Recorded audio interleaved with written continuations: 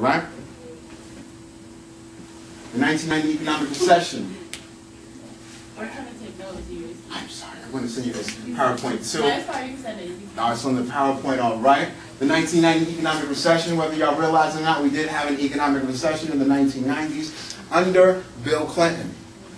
Not compared to now. It's not the same. It doesn't have the same impact, and definitely didn't have the same impact from the 1970s. Black men were the only subgroup in this 1990s recession to lose any jobs.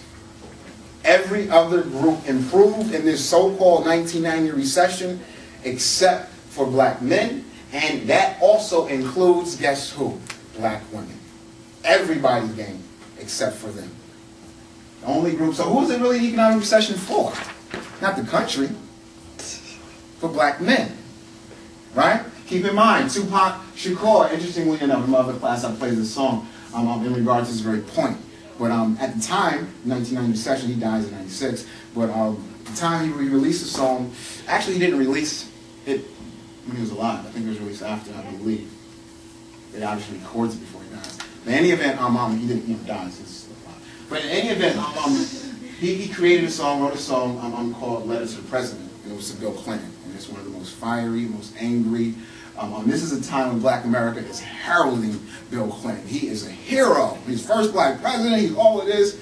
And Tupac, on behalf of inner city black America, man, he tears right into Bill Clinton. He's like, you're not my friend. You're not the friend of my community.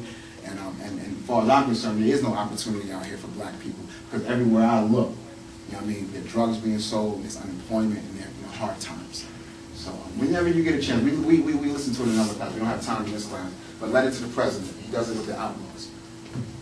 Okay, fatherhood. When you throw incarceration and fatherhood in the mix, then it gets even more complicated. 50% of black men in their late 20s and early 30s who did not attend college are non-custodial fathers. What does that mean, non-custodial fathers?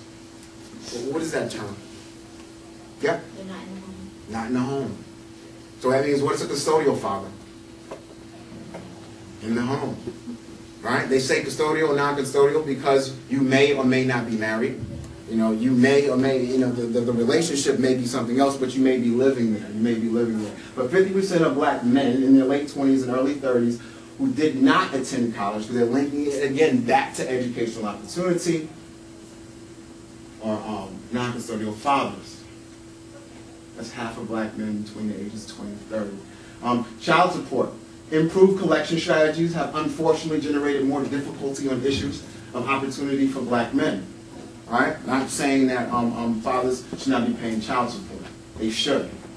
But given the previous slides and given the ultimate point that the article is trying to make, at the end of the day, even though they're supposed to be doing that, and they should have been watching out before, you know, they should have thought about having children before they had a child. At the end of the day, the child is here, but the opportunity is not. Alright? And at best, according to the article, employment, particularly for this demographic black male, is sporadic at best.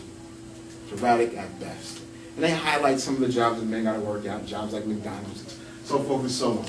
Alright? And programs that emphasize social and professional skill sets are marginal. And even when they do exist, like a job corps, like where my brother went to, or my friends went to. All right, these are like, this is like prison. They'll send them upstate. They'll cram them all in. It's an educational program, but man, after the first month, everyone sees what's up, and the hustling begins, and the fighting begins, and so forth and so on. So these programs, really on paper, they're great. Wow, but in real life, they produce very little for the very little opportunity for black men. Also, keep in mind, they raise a really interesting point with regard to fatherhood. By the end of the article, $50 billion was spent on poor black women to uplift them through a variety of programs. This is really under the Clinton administration. This is in the 1990s, so forth and so on. But the point is, by ECHOM, is literally or virtually very little dollars have ever been spent on quality programs within recent years for poor black men. But we expect them to still do the impossible without any of the resources. And we applaud those who do well when they have the resources. All right, so they raise that towards the end of the article. When you get a chance, check it out. I'll bring in copies Thursday. You don't need necessarily to wait for me to bring in a copy. You go right to the web where you were supposed to go, and you can get the article yourself. But I will bring in what I have finally Thursday, assuming we do it away. Okay.